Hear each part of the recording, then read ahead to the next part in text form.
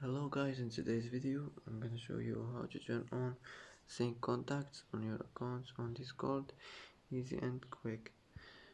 First click on your profile. Now click privacy and safety, and here as you will find sync contacts here. Click on it and it will be turned on, and that's it.